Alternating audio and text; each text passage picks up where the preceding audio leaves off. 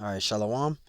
Before I start, I want to give all honors and glories and praise to Yahweh Bashim Ashai, Bahashim Mahawah Kakodash, Yahweh, which is the one true name of the Heavenly Father, Yahweh Shai, who the world ignorantly calls Jesus Christ, but his one true name is Yahweh Shai. Double honors to the elders and apostles of Great Millstone, who will well teach well, because those are the men who I learned this truth from through the spirit and power of Yahweh Bashim Ashai. Peace, blessings, salutations to the hopeful elect, and shalom to you, sincere brothers scattered abroad, pushing forth this word in truth and sincerity. I am the brother Mashiach Razakah from the Servants of Yahweh Yahweh Shai Camp, Las Vegas, Nevada branch. And pretty much this lesson is going to be the image of the Messiah, what he would look like according to the scriptures. And this will be a quick hit. Lord willing, this lesson is edifying. This is Revelations 1 and verse 13. And in the midst of the seven candlesticks, one like unto the Son of Man, with clothed with a garment down to the foot, and girded about with the paps of a golden girdle. So this is going into the description of the Messiah. Now John the Revelator, he was on the island of Patmos, right? When he had this vision of the Messiah.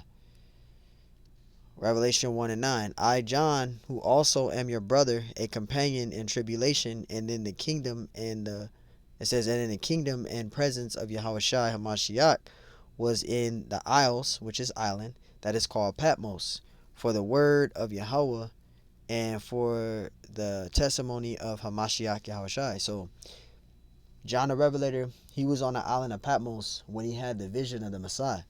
So let's read it again, verse 13. And in the midst of the seven candlesticks, one like unto the Son of Man, clothed with a garment down to the foot. So this is his clothing. He's giving a description on what he saw. He saw him have a garment on. The garment goes all the way down to the foot, and it had fringes on it.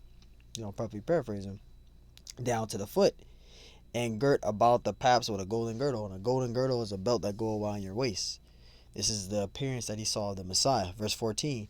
It says his head and his hair. It says his head and his hairs were white like wool, white and woolly. Who has white woolly hair? A so-called Negro man. When you look at a so-called Negro man, an elderly Negro man, his hair is white and woolly, wool hair. It says as white as snow, and his eyes were as a flame of fire. Because the Messiah, he was a wine bibber. If you look up wine bibber, which goes to Daniel, I think it's 12 and 49. Daniel 49 and 12. It goes into his eyes was red like wine, and his teeth white as milk. Which the teeth white as milk is talking about the sincere milk of the word. But puffly paraphrasing, where it mentions his eyes white red with wine, because he was a wine bibber. The Messiah drank a lot of wine. It says his head and his hairs was white like wool, as white as snow, and his eyes were as a flame of fire. The Messiah had red eyes. The Messiah drank a lot of wine. He was a wine bibber. Verse 15. And his feet like unto fine brass, as if it burned in a furnace. Right? Because if you look at brass, brass is a light golden color. But if you put it in a furnace, it gets very, very, very dark. So it's giving you a description telling you that the Messiah was a so-called black man according to the scriptures. If the Messiah was dwelling on the earth today, he would be titled as a so-called Negro man. He's not Middle Eastern. He's not a fucking Arab. He's a so-called Negro, a so-called black man. If he was dwelling on the earth today. It says, and his feet like unto fine brass, as if it burnt in a furnace, and his voice as the sound of many waters. So it's giving you a description of the Messiah.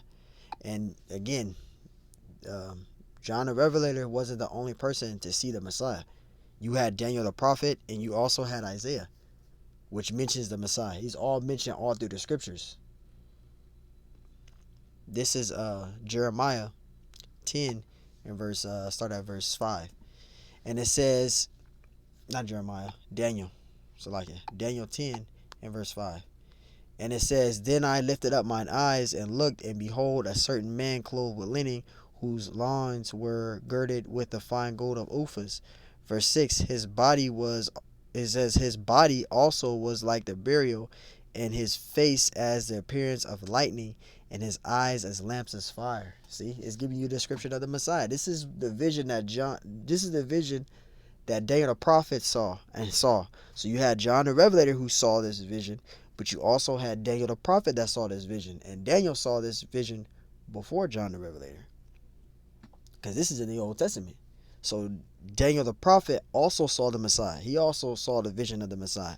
Verse 6, it says, his body also like the burial, and his face as the appearance of lightning, and his eyes as lamps of fire, and his arms and his feet like in color of polished brass.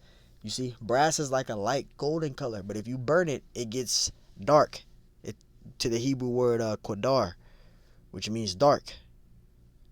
It says, and his arms and his feet, and his arms and his feet like in the color of polished brass. See, so the Messiah was a dark-skinned man. It says, and the voice of his words like the voice of a multitude. Verse 7, and I, Daniel alone, saw the vision, for the men that were with me saw not the vision. So Daniel the prophet was the only one to see the Messiah in that vision. But a great quaking fell upon them, so that they fled to hide themselves. So the Messiah, he was a so-called black man according to the scriptures. If the Messiah was dwelling on the earth today, he would be titled as a so-called Negro man. The Messiah comes from the line of Judah. He was an Israelite. He was of the tribe of Judah. When you go into Hebrews 7 and 14, right? The Messiah, he comes out of the line of Judah. Which Yahushua, he's a so-called Negro man. And we can prove that he comes out of the line of Judah, because when you go to Genesis 49 and you read down to, I think it's verse right here, when you read in this is Genesis 49 and 8, it says Judah is the so-called Negroes. That's the tribe of Judah today. It says, thou art he whom thy brethren shall praise. Everyone is going to bow before Judah, because Judah is the top tribe. Yahushua springs out of the tribe of Judah. And it says, thy hand shall be in the neck of thine enemies, thy father's children shall bow down before thee. Talking about the Israelites, where it says, thy father's children shall bow down before thee. All right, all the tribes are going to bow before Judah, because Judah is the top tribe. Yahushua springs out of that tribe. It says, thy hand shall be in the neck of thine enemies, right? And this is a future prophecy, all right, because I believe it's it says that thy hand shall be in the neck of thine enemies, all right. And this is pretty much going into is it the prey? Maybe I went up a little bit. I'm probably thinking of the prey. It says, Judah, thou art whom thy brethren shall praise. Thy hand shall be in the neck of thine enemies. See, thy hand, your hand, shall be in the neck of thine enemies. And I believe it's the next precept where it mentions the prey. So I jumped the gun. It's actually verse 9 that mentions the prey. But it says thy hand shall be in the neck of thy enemies. All right, now, this is going into slavery, etc. It says, thy father's children shall bow down before thee. This is a future prophecy where it says, thy father's children shall bow down before thee. Talking about the tribes. They're going to bow before Judah. Verse 9, Judah is a lion's whelp from the prey. And this is the precept I'm talking about. Who's the prey? Esau, Edom. Because you go into 2 Kings. I think it's 2 Kings, 1 Kings. I think it's 1 Kings. Oh, shit. 1 Kings, I think it's 11 and 15. Yeah. Judah got off on Esau. This is 1 Kings 11 and 15. For it came to pass when David was in the kingdom, and Joab, the captain of hosts, was gone up to bury the slain, after he had smitten every male in Edom.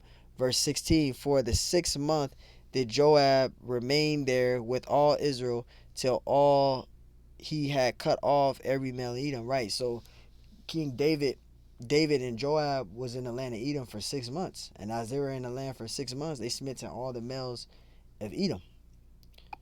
So going back to Genesis 49, just wrapping this up a little bit, get to the main point.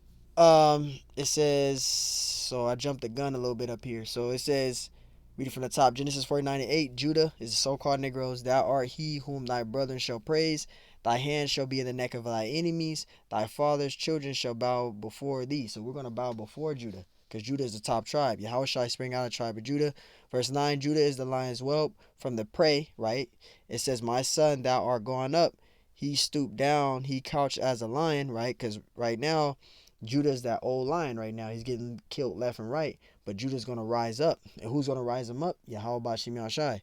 It says, and as an old lion who shall rise him up, right? Yahweh Bashim Ashai is going to rise up Judah, which I believe goes to Zechariah 9 and 13. And it says, verse 10, the scepter shall not depart from Judah, nor a lawgiver between his feet until Shiloh come. Talking about Yahweh Shai, the Messiah. It says, and unto him shall the gathering of the people be. The Israelites are going to be all gathered under Yahweh Shai. Yahweh Shai is going to gather his elect. So this is talking about the Messiah. So when we go back to, I think I was at Daniel, that's Deuteronomy, Salakia, Daniel 10. And yeah, here you go right here. It says, then I lifted up mine eyes and looked, and behold, a certain man clothed in linen, whose loins were girded with the fine gold of Uphaz. Verse 6, his body also was like a burial, and his face as the appearance of lightning. It says his eyes as lamps of fire, and his arms and his feet like in the color of polished brass. This is talking about the Messiah. And the voice of his words like the voice of a multitude. Verse 7, and I Daniel alone saw the vision, for the men that were with me saw not the vision, but a great quaking fell upon them, so that they fled to hide themselves. So Daniel the prophet was the only one to see the vision of the Messiah. And the Messiah did spring out of the line of Judah. And let me get out that one more precept. I think it's Hebrews 7 and 14. It says, for it is evident that our Lord sprang out of Judah, of which tribe Moses spake nothing concerning priesthood. So this is giving you the, letting you know that Yahweh Shai is a so-called black man according to the scriptures. And he's not Middle Eastern. He's not an Arab. The Messiah was a so-called black man according to the scriptures. So, hey, Lord willing, this lesson is edifying. Just want to do a quick hit. And till next time I say, Shalom.